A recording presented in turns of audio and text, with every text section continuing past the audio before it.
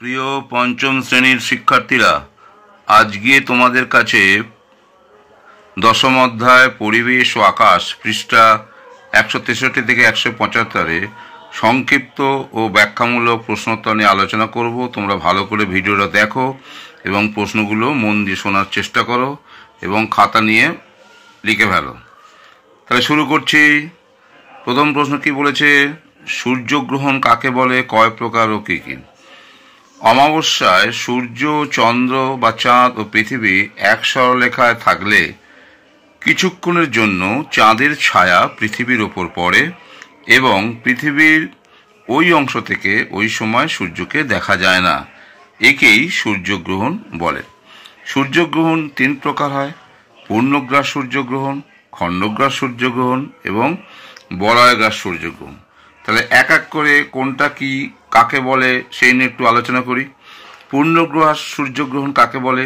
সূর্য ও পৃথিবীর মাঝখানে চাঁদ এক সরলরেখায় অবস্থান করলে চাঁদের ছায়া পৃথিবীর ওপর এসে পড়ে, যার জন্য পৃথিবীর ওই অংশ থেকে চাঁদকে একেবারেই দেখা যায় না। এই দুটো জিনিস ভাইটাল গ্রহণের জন্য। সূর্যগ্রহণ সূর্য, পৃথিবী আর চাঁদকে এক সরলরেখা থাকতে হবে, সূর্য ও পৃথিবীর মাঝখানে চাঁদকে থাকতে হবে।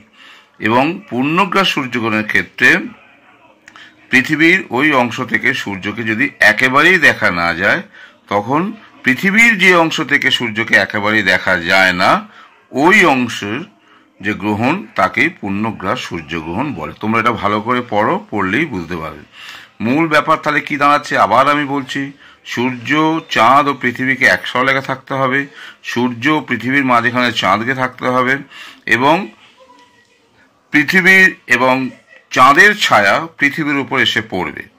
যদি পৃথিবীর যে অংশ থেকে সূর্যকে একেবারেই যদি দেখা না যায়, তাহলে ওই অংশের যে গ্রহণ তাকেই বলা হয় পূর্ণগ্রাস সূর্যগ্রহণ। তাহলে খণ্ডগ্রাস ব্যাপারটা কি? সূর্যগ্রহণের সময় পৃথিবীর কিছু কিছু, এই যে অংশটা ইম্পর্টেন্ট, কিছু কিছু অংশ থেকে যদি সূর্যের খানিকটা অংশ যদি দেখা না যায়, তাহলে তাকে বলছে খণ্ডগ্রাস সূর্যগ্রহণ। তাহলে বুঝতে পারলে পূর্ণগ্রাস সূর্যগ্রহণ আর খণ্ডগ্রাস সূর্যগ্রহণ ব্যাপারটা কি হলো বা পার্থক্য কি বলা যেতে পারে। এবার আমি আসছি ইন্টারেস্টিং পয়েন্ট, বলয়গ্রাস সূর্যগ্রহণ কাকে বলে।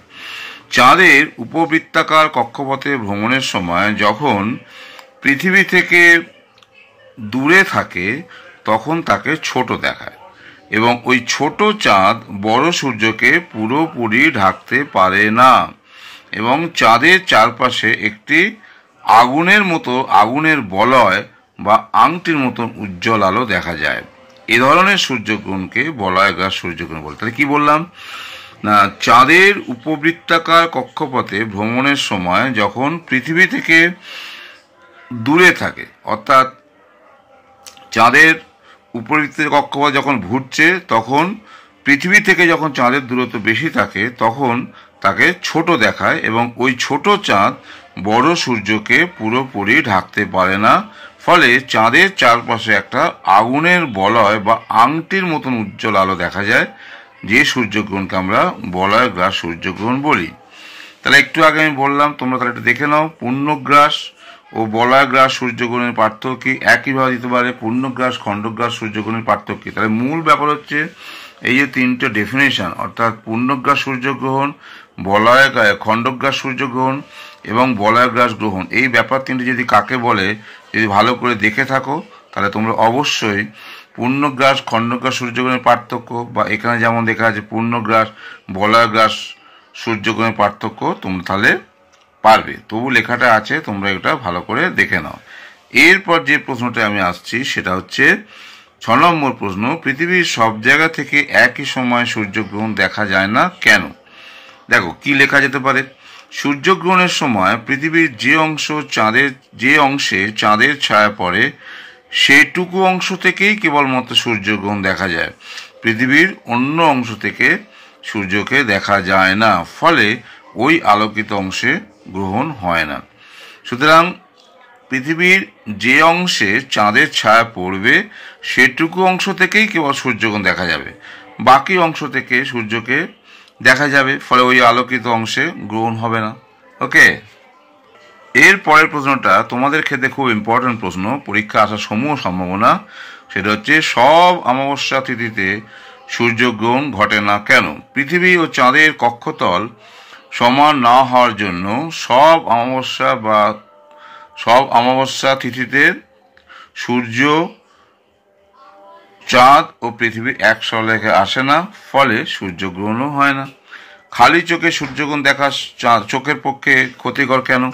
সূর্যগ্রহণের সময় অত্যন্ত ক্ষতিকর অতিবেগুনি রশ্মি বা আল্ট্রাভায়োলেট রে নির্গত হয়, যা চোখের রেটিনার ক্ষতি করে চোখ অন্ধ করে দিতে পারে। এই জন্য খালি চোখে সূর্যগ্রহণ দেখা চোখের পক্ষে ক্ষতিকর।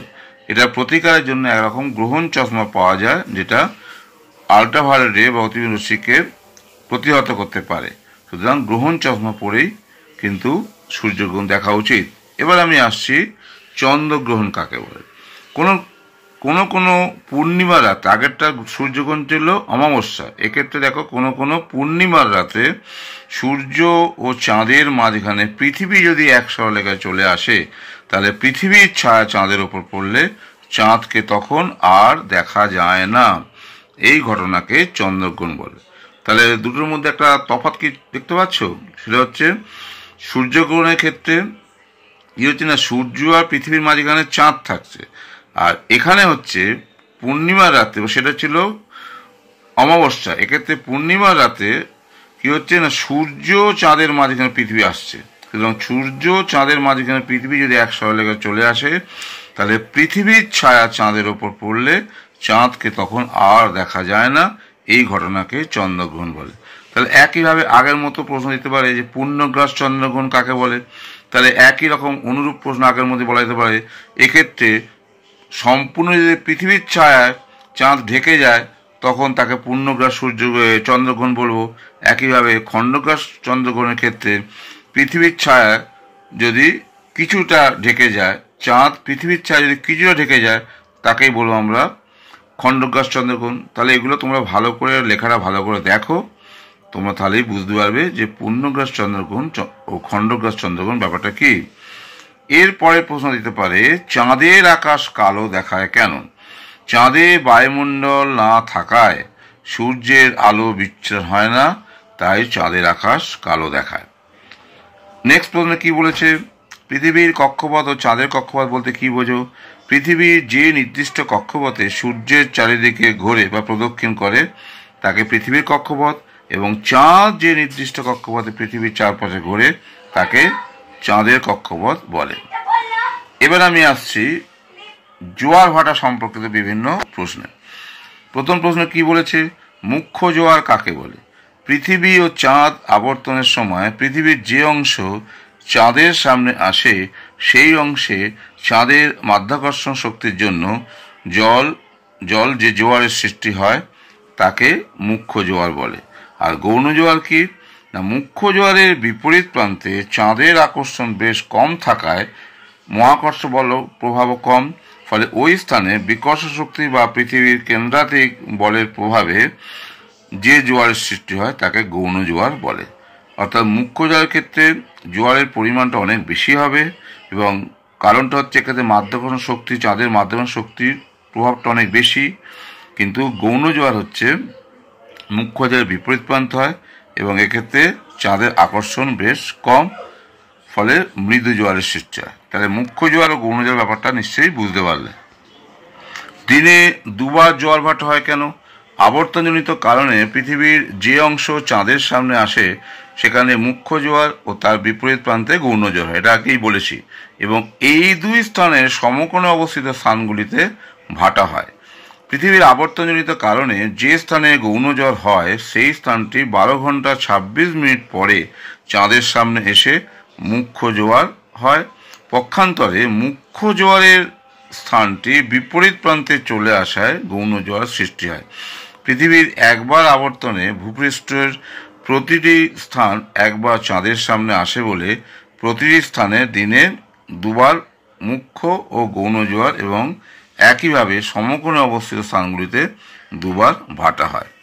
এইভাবে পরপর প্রশ্নগুলো আছে, তোমরা দেখে নাও। ভরা কোটাল কাকে বলে তোমরা ভালো করে দেখো।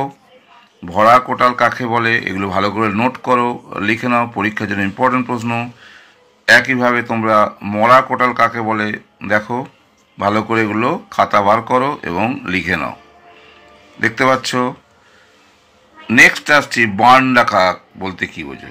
তোমরা ভাগীরথী হুগলি নদীতে এই বান ডাকা কথাটা শুনতে পাবে। দেখো বান ডাকা কি বলছে, ভরা কোটালের সময় বিশেষত বর্ষাকালে সমুদ্রের জল স্ফীত হয়ে নদীর মোহনার মধ্য দিয়ে দ্রুত গতিতে নদীর অভ্যন্তরে প্রবল বেগে প্রবেশ করে ও জোয়ারের জল উঁচু হয়ে উজানের দিকে অগ্রসর হয়, যাকে বান ডাকা বলে। যারা ভাগীরথী হুগলি নদীর তীরবর্তী উপকূলবর্তী অঞ্চলে বসবাস করে তারা কিন্তু এই জিনিসটা ভালো করে লক্ষ্য করে থাকবে। বান ডাকার কারণগুলো লেখো কি বলবে। বরফ গলা জলে পুষ্ট নদী, নিত্য প্রবাহ নদী যেটা, যেমন ধরো ভাগীরথী হুগলিতে বান ডাকা দেখা যায়। বর্ষাকালে নদীর মোহনার নিকটে বান ডাকার কারণগুলো মূলত হয় নদীর মোহনা বেশি চওড়া ও নদী খাত সংকীর্ণ হলে হয়, নদীর মোহনায় বালির চড়া থাকলে হতে পারে, আর হচ্ছে নদীর স্রোত যদি প্রবল থাকে। এগুলি হচ্ছে মোটামুটি কারণ। এবার তোমরা এই সাঁড়াশাড়ির বান কথাটা পড়ে থাকবে, শুনে থাকবে। সাঁড়াশাড়ির বান বলতে কি বোঝো, দেখো কি বলা হচ্ছে। বরফ গলা জলে পুষ্ট নদী ভাগীরথী হুগলিতে বর্ষাকালে বান ডাকার সময় ভীষণ শব্দে জোয়ারের জল প্রায় 5 থেকে 9 মিটার উঁচু হয়ে উজানের দিকে অগ্রসর হয়। একেই সাঁড়াশাড়ির বান বলে। তোমরা তাহলে ভালো করে খাতাটা বার করো, এটা লিখে নাও, এটা পরীক্ষায় আসতে পারে। জোয়ার ভাটার ফলাফল লেখো। দেখো এখানে আমি লিখে দিয়েছি, তোমরা এটা ভালো করে দেখো, তাহলে কয়েকটা পয়েন্ট তোমরা দেখতে পারো। দেখো জোয়ার ভাটার জন্য নদীর মোহনাতে পলি সঞ্চিত হতে পারে না, ফলে নদী কাত গভীর থাকে। বিভিন্ন আবর্জনা ভাটার টানে সমুদ্রে গিয়ে পড়ে, ফলে নদীর জল পরিষ্কার থাকে। জোয়ারের সময় নদীর জলস্তর বৃদ্ধি পায়, নৌ চলাচল বৃদ্ধি পায়, যা পণ্য পরিবহন ও যান চলাচলের সুবিধা হতে পারে। জোয়ারের টানে বহু সামুদ্রিক মাছ নদীতে প্রবেশ করে ও ভাটার টানে ফিরে যায়, ফলে জেলেদের জীবনযাত্রা কিন্তু জোয়ার ভাটার সঙ্গে জড়িত। আর জোয়ারের ফলে একটা অসুবিধা হতে পারে, সেটা হচ্ছে নদীর জল লবণাক্ত, যা সামুদ্রিক জল তো লবণাক্ত, সেটা জোয়ারের সময় নদীর জলে প্রবেশ করে, ফলে নদীর জল চাষের জমিতে ঢুকে ফসলের ক্ষতি করতে পারে, মিষ্টি জলের মাছ নষ্ট হতে পারে। তাছাড়া নদীর জল সেচ, শিল্প, পানের অযোগ্য হয়ে পড়তে পারে। আর বানের জন্য বিশেষত সাঁড়াশাড়ির বানে উপকূলবর্তী নদীতে তীরবর্তী অঞ্চলে প্রচুর ক্ষয়ক্ষতি হতে পারে, নৌ চলাচল বিপর্যস্ত হতে পারে ও প্রাণহানির একটা আশঙ্কা থেকেই যায়। নেক্সট প্রশ্ন কি বলেছে, বৃহস্পতি গ্রহে বড় গর্ত সৃষ্টি হওয়ার কারণ কি। কারণ 1994 সালে বৃহস্পতি গ্রহে ধূমকেতু পড়েছিল। সেই ধূমকেতু পড়ার কারণে বৃহস্পতি গ্রহে একটা বড় গর্ত সৃষ্টি হয়েছে। এবার একটা ছোট্ট প্রশ্ন, বুদ্ধির প্রশ্ন বলছে কি না, আজ দুপুর 1টায় মুখ্য জোয়ার হলে কাল ঠিক কটার সময় মুখ্য জোয়ার হবে। দুটো মুখ্য জোয়ারের মধ্যে সময়ের ব্যবধান 24 ঘন্টা 52 মিনিট। এটা নোট করো, 24 ঘন্টা 52 মিনিট। এগুলো বিস্তারিত তোমরা আরও উঁচু ক্লাসে পরে পড়বে। আপাতত জেনে রাখো সময়ের ব্যবধান 24 ঘন্টা 52 মিনিট। তাহলে দুপুর 1টায় যদি আজ মুখ্য জোয়ার হয়, তাহলে পরের দিন 1:52 কিন্তু মুখ্য জোয়ার হবে। শেষ প্রশ্ন এবার আমি আসছি, পৃথিবীর সব শক্তির উৎস সূর্য কেন, বা সূর্যই সব শক্তির উৎস কেন। পৃথিবীর আলো, তাপ সবই হচ্ছে সূর্য থেকে আসে, তাই সূর্যই সব শক্তির উৎস, বা সূর্যকে সব শক্তির উৎস বলে। তাহলে আমি মোটামুটি 25টা প্রশ্ন নিয়ে আলোচনা করলাম। আরও অনেক ছোট এক কথায় ব্যাখ্যামূলক প্রশ্ন বা মাঝারি মানের প্রশ্ন দিতে পারে। তোমরা এগুলো টেক্সট বইটা খুব ভালো করে পড়ো। আশা করি এই যে অধ্যায়, এই অধ্যায়ের পরিবেশ ও আকাশ, এই অধ্যায়ের যে কোনো ছোট মাঝারি প্রশ্ন করতে তোমরা সমর্থ হবে। তোমাদের আসন্ন যে 3rd সামেটিভ ইভ্যালুয়েশন পরীক্ষা ভালো হোক, তোমরা এই অধ্যায়ের সব প্রশ্নগুলো যেন সফলভাবে করতে পারো, এই আশা নিয়ে আজকের ভিডিও আমি শেষ করছি।